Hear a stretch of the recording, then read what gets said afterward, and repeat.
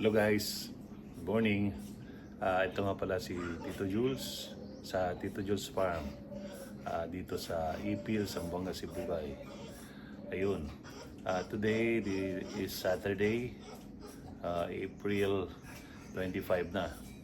So today may scheduled pong brownout dito sa amin. So to start na ngayon 8 a.m. to 5 p.m., 6 p.m. Now we have some incubators na nagpa-function ngayon. So ang ginawa po natin, naglagay tayo ng mga batteries so that tuloy-tuloy yung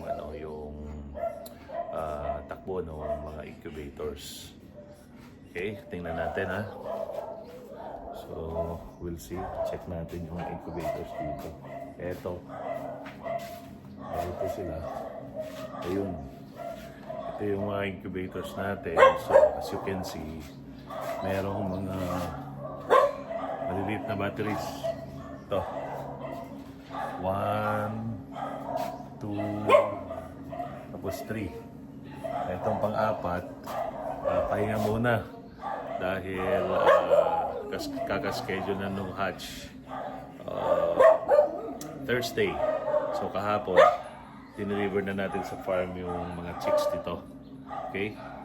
So, sana magtuloy-tuloy na to. So, sana umabot tayo dun sa quota ng layers natin. And of course, yung male chicken, about 2.5 months from now, 3 months. Kakatayan na natin for inasal purposes para magamit natin sa resto. Okay. Lord, thank you for allowing me for having this venture na provide tayo ng maliit na chicken farm para makatulong tayo sa food security, lalo na ngayon crisis so may shower more blessings to us and give us more knowledge and ability to explore and expound yung mga ways ng raise ng chicken, especially yung mga dominant CC na mga breeds na galing kay Dr. Erwin Cruz. Thank you so much, Dr.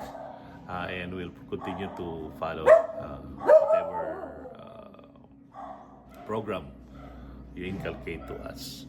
So, salamat. Thank you, Lord. Jesus loves you.